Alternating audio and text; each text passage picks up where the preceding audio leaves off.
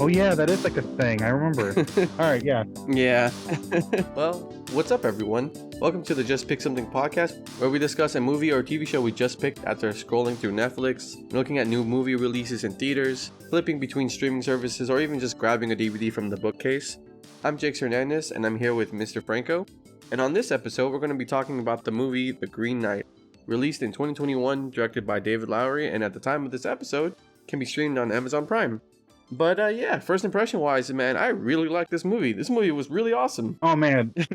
Oh, that thing. Right when we were done, like while I was done watching it, because Rachel wanted to watch it as well. Uh, so hmm she was sitting there while she was watching Bennett, and I was like, man, like I'm mad that I kind of had to watch this at home. Yeah, I was thinking the same thing. I was like, there's some movies that I would have been really cool with spending the $20 and going to a theater to watch this because it was really shot beautifully. Oh yeah, and then like on top of that, like a lot of the set design and the costume work was like just gorgeous. Oh, dude, the costume work was phenomenal. One thing that really caught my eye, at least early on in the film, was the detail work on the king and the queen. Oh, like she had like all the little like button type things. Yeah, there were like a bunch of little emblems from like different icons of birds and I guess royalty crowns and stuff. And Yeah, like even the king had some on like what was it? His kingly garb with little plates on him too. yeah. And then like the design of the crown, that was kind of an interesting look for the crowns. I have not really seen it with both the normal crown around the head and then also the halo of the sun behind it. Very cool. Yeah, no, it was the imagery was definitely like it's weird because it's not a sort of style that I can point to be like, oh, it was totally like these things, but like it very much felt like the sort of like a fairy tale mythic style to it, right? Like there's not another movie that I can be like, oh yeah, no, it have like this ethereal, mythical fairy tale vibe, and it's like, no, I can't really like name one that's like the from the past that I can point to, but it kind of like stained glass or like the I guess I guess they have the imagery of like the old Arthurian like artwork, like because I could just imagine like we're talking about the crowns, like the circle. I don't know what it's called, the circle thing behind the crown. Yeah, yeah. I want to say it's called the halo of the crown. The kingship, the to be a king is heavily tied to like Christianity and kind of in this movie the one to one with we're Christian knights, Christmas, and it's the holy kind of mission and order of the knights at the round table. And so the idea of like the halo and like the sun and it being so godly and heavenly, being like also the king and the holy mission of the knights and stuff. Yeah, To me, being called or just saying it's a halo works really well for that comparison. yeah, because it was very much like they framed it really well, where like they would have like the light source behind them, Mm. like shining when they had like when they would be in like certain scenes and stuff. So yeah, definitely a halo, and it just makes me think of like stained glass. Oh yeah, especially in the scenes where everything became bathed in a specific color to represent something that was intrinsic to the scene. Especially near the end where he became bathed in yellow as he kind of made that jump into the next threshold of him almost completing his quest. Yeah, and then the green when like at the end of that sequence, and at the very end of it. Yeah, it's kind of cool to see the. I don't know. Would you call that like a Chekhov's gun for something that was said in dialogue? Because one of that I want to say she was a princess. She definitely called out the thing we were going to see about all the different colors and what it might represent for him to face the so-called Green Knight. I don't know if you could say that was foreshadowing or just like a Chekhov's gun or something, but it was just really good storytelling. I think. No, yeah, I don't know if I would say it's that, um, only because I think that's typically reserved for like, oh, if we put like an item down, Oh then yeah. that item will be used later on. That's what a Chekhov's gun is, but it definitely is foreshadowing. Fair enough. Fair enough. Yeah. Um, and I would say like it leaned heavily on just general symbolism, but I guess getting into the story about Garwin. Well, that's the thing. I always thought it was Gawain and the Green Knight because I've never actually read the original poem that this is, was based off of. Yeah. I've only kind of experienced the story kind of through other media or just culture in general, kind of feeding it to me without me realizing it. The most specific example I can think of that comes to mind of this story was actually the show Adventure Time did a whole thing of the Green Knight. That's the one that just recently comes to mind. Other than that, I think most of the story that I know of just it's from somewhere, some movie. Other than that, you know. So, so I know the name Gawain. Yeah, that's totally 100% the only way I've ever heard that name being said. I now know there are like 20 different ways of saying that name. Oh yeah, they really go through it in this movie. I was like, okay, so what? I was like, did he say Garwin? Oh no, he totally said Garwin. And then his wife, the queen was like Gawain, and I was like, okay. Owen, yep. And then Mm-hmm. I was like, okay. And then like there was like a guy at the bar who said it differently. Like, Mm-hmm. And then it feels like the king said it differently or just got it right once, and then the other king said it a certain way, and yeah, I was just like, I don't understand what like I was like yeah, I'm just gonna stick with Gawain, but I'm not sure if that's entirely like an Americanization of the name, yeah. which could be Yeah, totally I possible. really wanted to like Oh, Google it, and maybe look into this movie, but also like I really wanted to kind of collect my thoughts before I did any further digging into this movie because sometimes when I watch a movie and I really really like it and I kind of just want to like learn more about it. Who was the guy that made the costume work and all this, and then there's articles that's like deeper meaning behind so and so movie, and then my opinion of it might change a bit as I learn more information about it. Not knowing more about this movie or more about the original source material, I'm just super into this movie right now. This was awesome. no, yeah, no. So I did because it was bothering me. I did end up looking up why the king called him Garwin, Oh, really? So what was it? and it was like, hey, someone basically asked the director like, hey, is there a reason that the king calls him Garwin? Is it like the actor saying it incorrectly, or is it like the king's just saying it however he wants to say it? Mhm. And the director was like, yes. And I'm like, oh, okay, no, that Both, yes, yeah, but everything is correct. pretty much, right? And I don't think I've ever seen anything from this guy, to be honest. Who was the director? I can probably look it up. David Lowery. David Lowery. I don't recognize the name immediately. Oh, you know what? I'm just because I'm talking about his uh his filmography. I did actually watch the last movie he made, which was A Ghost Story. No, that's he's an editor on that, so that's not even his movie. Well, I'm to just IMDb his name. I can see he did Pete's Dragon and The Old Man with a Gun, which I have not seen those movies either. And just scrolling down the list of IMDb, credits, I don't think I've really seen anything from him. But man, if this was his big, huge mainstream or indie stream debut, I'm here for it, man. This was a cool movie. Oh no, yeah, I definitely. This was definitely one of my. Again, like I'm very much upset that I didn't get to go watch this in Yeah. theater. Another thing that I was like, because like a big thing about, I don't know if this is with all of his movies or with this one, but probably not with Pete's Dragon because of just the nature of that story, but in this one he didn't use a ton of special effects or like more like CGI. Yeah, yeah, that makes sense. Even the Green Knight felt very practical. Like I kind of really thought that was a guy in a suit, just through hours of prosthetic work on his face. Especially those contacts he had, it made me feel the guy who was portraying the Green Knight with all the prosthetics had a really hard time, like kind of like moving around or just kind of expressing. But it kind of did a really good job of giving this otherworldly feel towards him.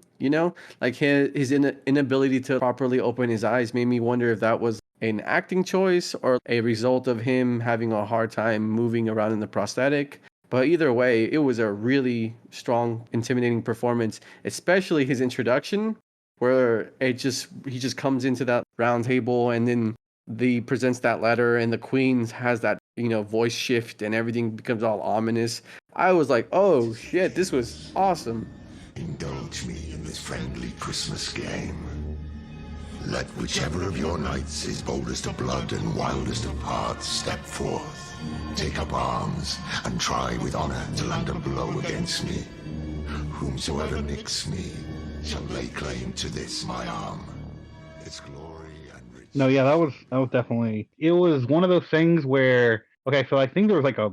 I'm trying to find like a specific moment, but that you might remember because there's like so many things that happened in that movie because it was so long. But for example, the very early on, they have like a shot where like Arthur looks over at Merlin, and then like the room goes like red. Yeah, I was like, wait a minute, is that supposed to be Merlin? Because it was kind of interesting that they decided not to have anyone actually say each other's names, kind of just leaving it to the person to put two and two together, other than the main character, Gawain or Garwin, I guess, in this movie. Like, no one says, oh, you mean King Arthur? Oh, he handed me Excalibur, or the other sword, or Merlin, or anything, or even the Queen's name. Like, no one had a name other than the main character, which was kind of cool. You know what? Now, yeah, I think about it. That is. I didn't actually notice that they didn't give anybody a name, but that is 100% what happened. Yeah, No, it was. it's like, what is it? I don't know if I might have missed it, but I think even his love interest was just his lady, not an actual name, like the Bell Lady, or however you want to nickname her. But yeah, I don't think they actually said anyone's name in this other than the Green Knight and Garwin. That's okay. That's a choice.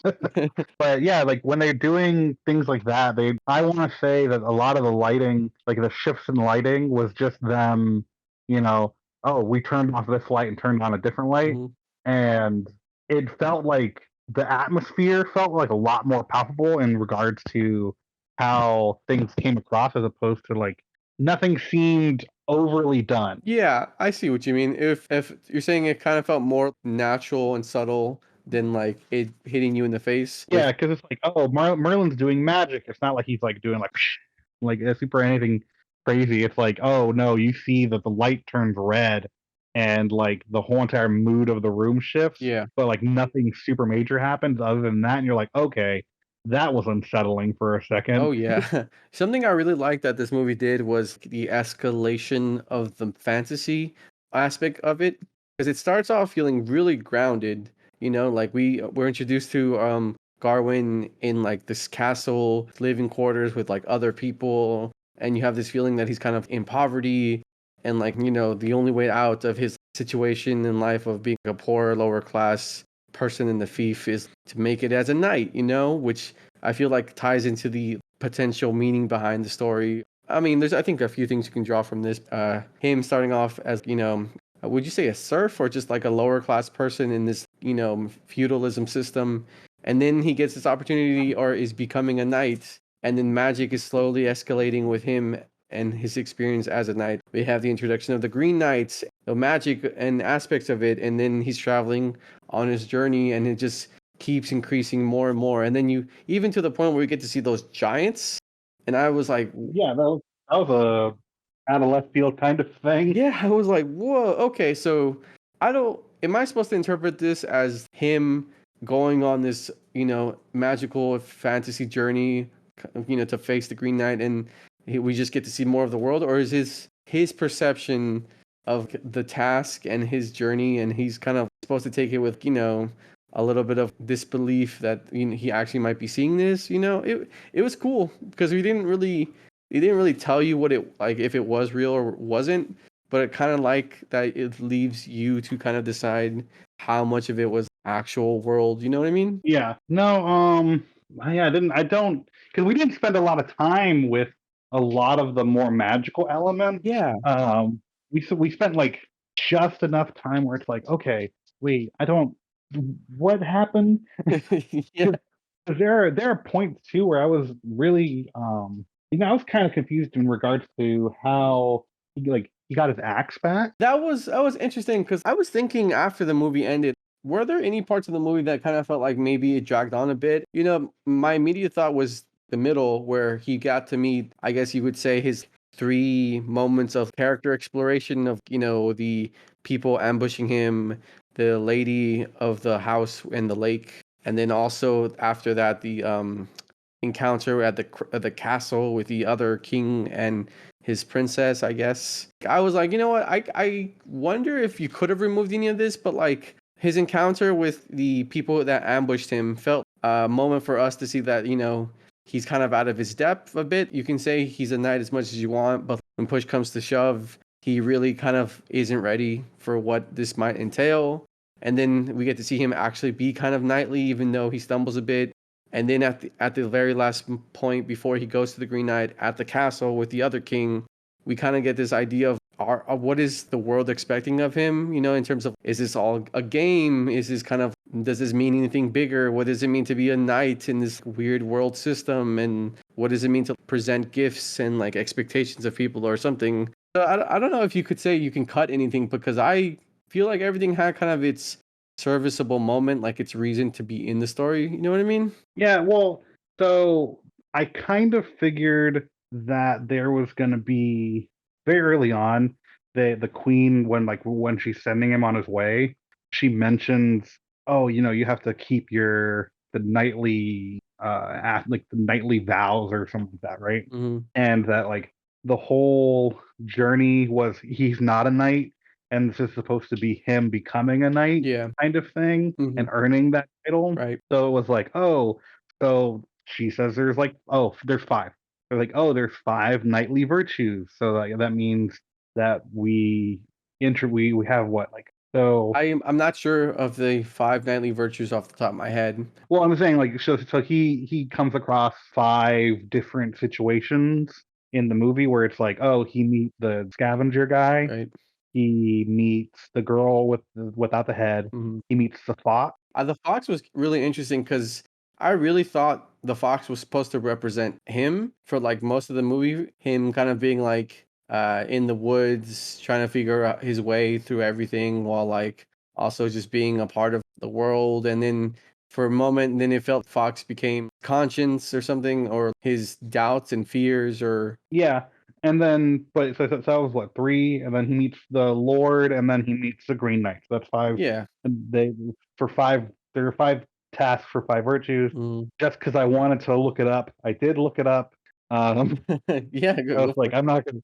I'm not going to diddle daddle on that. Mhm. So it's generosity, friendship. Like, Chivalry is what is that one of them? so for this, it says friendship, generosity, chastity, courtesy, and piety. Okay, so I mean, generosity is the the bandits guys, right? I'm trying to think of where the other ones would be. Chastity would be the one with the princess. That moment where, Yeah, where he had to, where that was challenged, his virtue was challenged in that sense. right?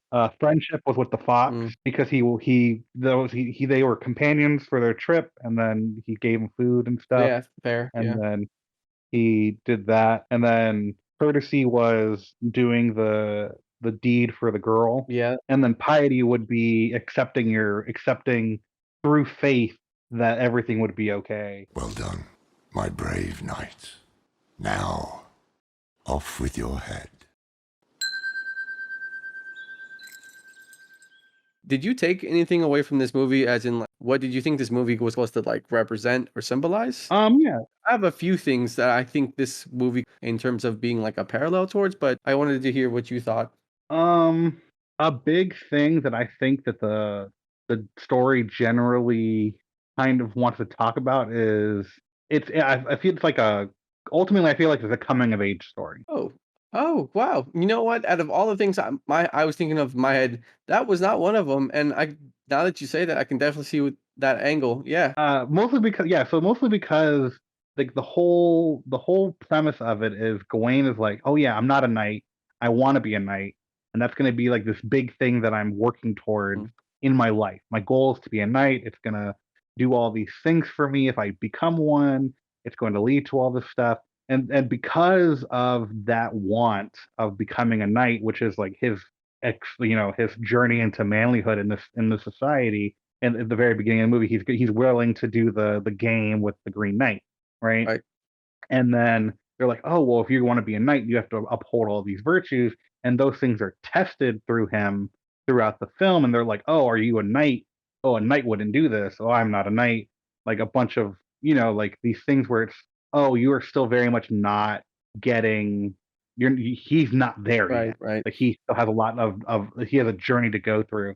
And then it kind of definitely hit, like, I feel like that definitely was kind of cemented for me when he was with the Lord, because he was like, oh, well, after I do this, I'll have my honor, because it's like, oh, it's just as easy as that. You're gonna do this one thing, and you're suddenly gonna have honor. And he's like, oh yeah, totally. That's totally what's gonna happen. And it's like this real naive mentality that he has. And this guy's like, oh yeah, well, you're gonna be a totally different person, I guess, after you do this. It's gonna be a shame. We used to have fun with our games and such. So it's like this idea that he's trying to go on this quest to grow up. And it's interesting because the Green Knight is very much set up as like an extension of his mother, because she's the one who brings it to life. And then at the very end of the movie, you can kind of tell through dialogue that she's speaking through the Green Knight, Right. because he says like, The spell about your waist says otherwise. This is just a dirty rag. Leave it here then. It was a gift. No need for gifts where you were headed. Come. Come home. Come home. like the mom is talking through the Green Knight at this point, and like, Yeah, the mom was such an interesting character throughout the movie because she's not there for a bit because of the green sash that he wears. You can really feel her presence, on him or influencing him in terms of expectations, and then that kind of works for the coming of age story that you brought up of this being a coming of age story. yeah, so that I think that's, and then yeah, so and then the film ends with the large sequence of him kind of turning his back on this thing that he said he was going to do, and his life moving forward, and him becoming king and having a child, and all these, like, his life going to waste effectively, in like a way where he didn't go through with what he said he was, and kind of lying and gaining the reward anyway. Yeah. So it's kind of like he never took the actual steps to grow up. He didn't accept that level of responsibility. He just went through it and never learned or grew. Yeah, which is kind of interesting because initially, when we didn't know it was a dream sequence of a potential future, might of whatever might happen after this, if he had chose to go down that path, I was like, wow, really? The king named Garwin, the successor, out of everyone in the round table, the knight that just became a knight.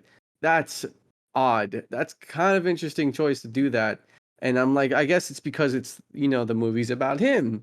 And like, it wasn't until after the dream sequence that I'm like, okay, this makes a lot of sense of it being like, his dream sequence of being what his life could be because of this consequence or this result of him choosing this path. Yeah, so I think it was very much.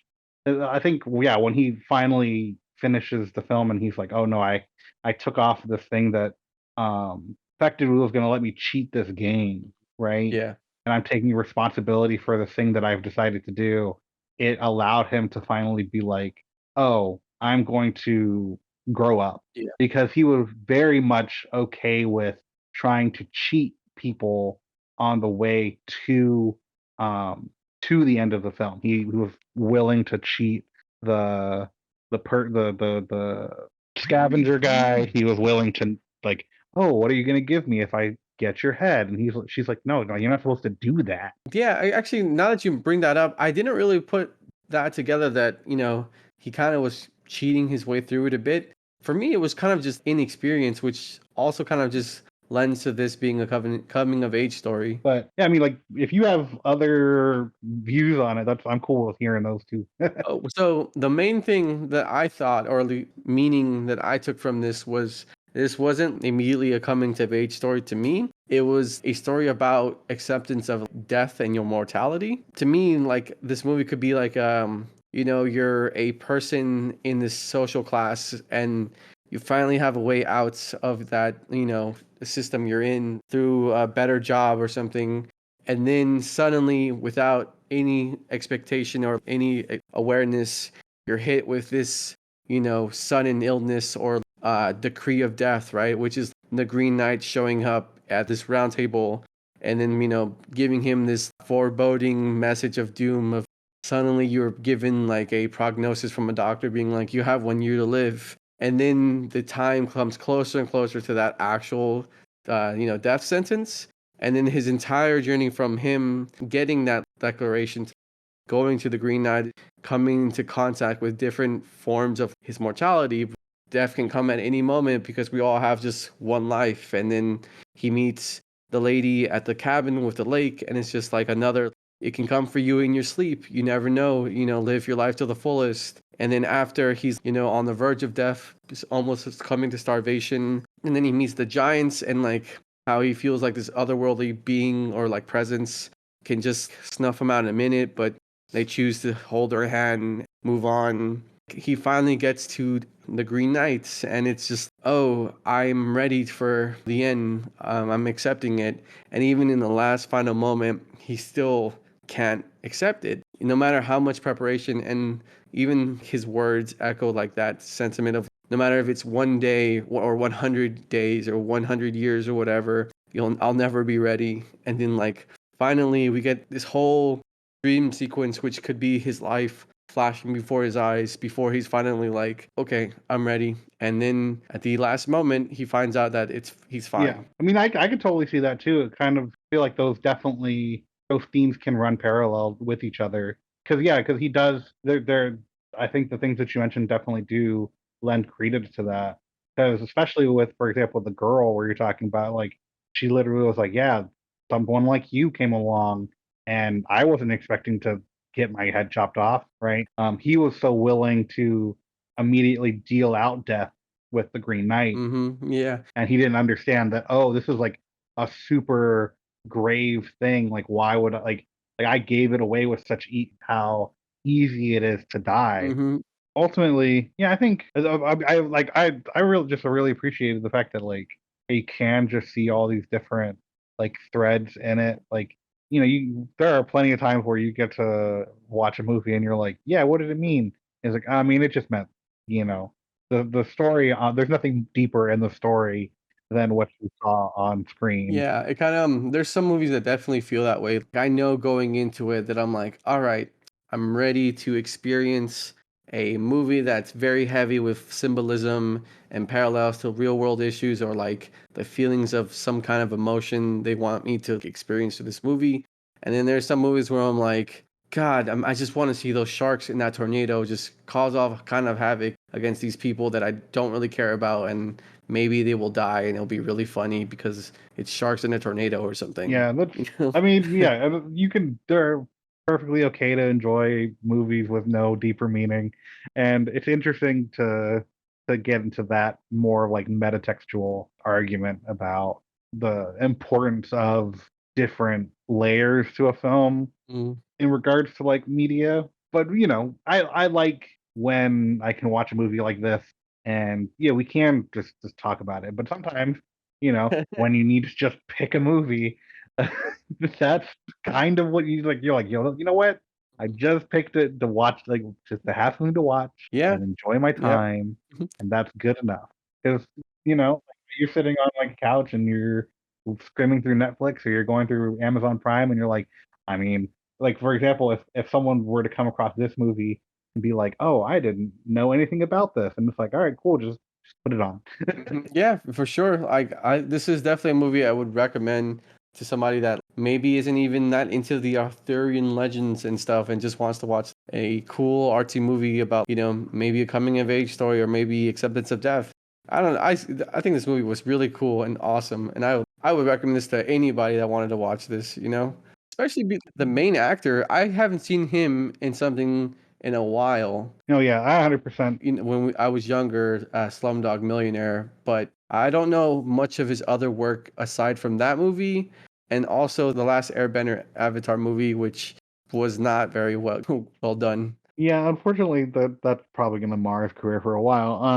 I mean, but he was great in this. Yeah, no, he was phenomenal in this. The last movie I saw him, Dev Patel, I want to say that's The Grand Budapest Hotel, was that him? no, he was not in Grand Budapest. Oh, That was the guy. That's the guy who plays Flash Thompson in. yeah, yeah, there you're right. That was the guy who in Flash Thompson. Oh, I remember another movie I saw this actor in, Chappie from like 6 years ago. Well, he was in Chappie. I never did actually watch that. It was not very good. I mean, you could if you wanted to watch it, it probably wouldn't be too bad. But like, man, I did not enjoy that movie that much. No, the last movie I watched with him in it was Lion. Lion? It was an Oscar movie a couple years back. Huh. Yeah, Lion, Lion. It was about it's a story about a kid who gets Mm. effectively gets separated from his family, and then he he ends up getting adopted, and then as an adult he tries to find out where he came from. Oh, dude, that movie sounds cool. I mean, it sounds like the kind of movie I would really want to watch, just because it seems very tug on your heartstrings kind of Oh, movie. it's I very much enjoyed it. I watched it because I wanted it same year as I wanna say, the only other movie I remember on that year's list of Oscar contenders was Hidden Figures. Oh, I saw that movie. It was all right. Yeah. Yeah, it was good, but yeah, so that same year of nominations was that movie Lion was on, Mm. and I watched it because I wanted to, like, "Oh, I wanna make a informed decision before I say which one of these movies I say is the best." Yeah, And, between the two and just looking up that was this one about Lion, in terms of an initial impression, it seems like Lion would probably be a movie be more into. And so, one thing is whenever I watch movies, I tell people that like one of like my best like I like if I don't like a movie, I'll tell someone never to watch it. Like if I just don't like it, that's like the harshest thing I can say is like, yo, like don't ever watch this movie. Like I don't care if you're interested in it, and I will just don't watch it. That's usually like my like damning response to it. But if I enjoy a movie after watching it, I could care less about anybody else's opinion. I'll buy it Yeah, if yeah. it's worth that. Like if it gets to that level for me. And Lion was definitely one of those movies that I got because I was like, oh no, like I watched this one Mm, time and I was like, no, I need to own this. This is something that I will definitely mm, keep like around. And I like I was like, it's funny because I literally have it sitting out because Bennett mm. was like messing around with movies and I was like, I have it right there. I'm looking at it right now. Awesome. Yeah, I it's hard for me to like tell people not to watch a movie because I've been in so many scenarios where in the right context with people, I will enjoy a movie that I never thought I would actually enjoy. Yeah, But most movies, I mean, I usually find something to like in them, you know? no, that's fair. It sounds really harsh because, but it's mostly it's pretty much the same way Hmm. where it's like that was a waste of my time, and I felt like I'm gonna tell you not to waste yours. No, yeah, I can't remember the last time I like was so like damning of a Yeah, movie. same. But I try not to be. Um, that's like my general rule of thumb. Like even if I don't like a movie, Yeah. I try not to get to that level. But yeah, no, this movie very much. I would tentatively recommend this movie to people where it's like I very much this is very much my speed. Oh yeah. And if you're not at my speed, I recognize that you may not like this, and that's fine. Yeah, especially with I don't know if you feel this way, but I genuinely usually like most of the movies A24 Pictures puts out. The ones I get to watch, I generally Yeah, like I think I've seen most of the movies from that production house. Each one feels like its own thing that I've enjoyed for really different reasons because there's a lot that each of these movies has to offer. You know what I mean? yeah, I think yeah, ultimately, yeah, I would tell people this is a good pick. Oh yeah, I'm probably gonna watch this movie again sometime this week with Maya. And like I said when I mentioned before, like if Hmm. I very much enjoy a movie, I want to buy it. I very much want to look for like the best possible Hmm. version of this film to own because just again, it's just absolute one. First off, it's just gorgeous. Oh yeah, dude, seeing this on like a 8K TV with the highest fidelity you can would be great. Yeah, and then but like yeah, no, I you rented it And I was like, man, like no, like I can't just wait for this to be on stream or anything. Like I would love to have this just in my house so that if I'm in the mood to watch this movie, just even on mute, just have it play. Just visually, it's gorgeous. Um, Well, if we do this movie again in the future for maybe just a rewatch episode, that'd be fun to be like, it was awesome then, and it's really awesome now, and I got maybe a different meaning from it the second time around. yeah, because I think this one is definitely going to be one that only improves on repeat watching. Because I don't know, maybe one day I'll understand the giants and why there was a giant. They were naked and why there was a baby with them. I thought it was because you know how part of the Arthurian, mythos kind of every knight has their like adventures and their stories, right? And I thought this, like you mentioned, this was him Yeah, becoming what it means to be a knight. The encounters he meets along the ways were just very short and condensed one-off stories that exist in the Arthurian mythos, but kind of summarized just to be part of the journey in this movie. You know what I mean? yeah, and it very much could just be that way because we're talking about ghosts and giants, talking animals, and knights that are made out of trees and all that stuff. So it very much could just be like, yeah, no, like this is just part of the world. Just kind of accept it. No, because this movie looked so good, and this is even before I even watched it. Because the movie looked like it was such a good film, I ended up. I'm really excited for the Macbeth movie that's coming out this year from A24. Is that the one with Michael Fassbender?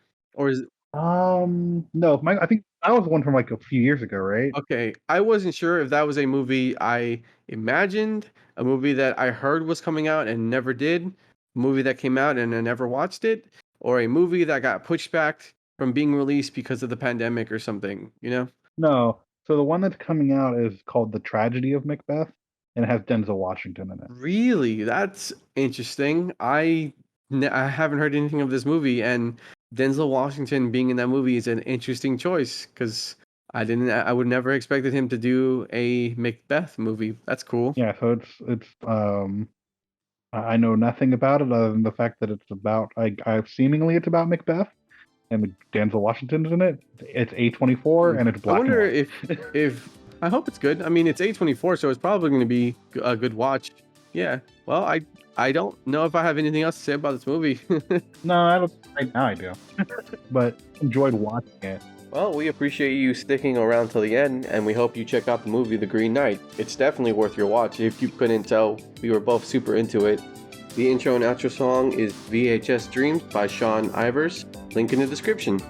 So thank you for listening to this episode of the Just Pick Something podcast. Until next time.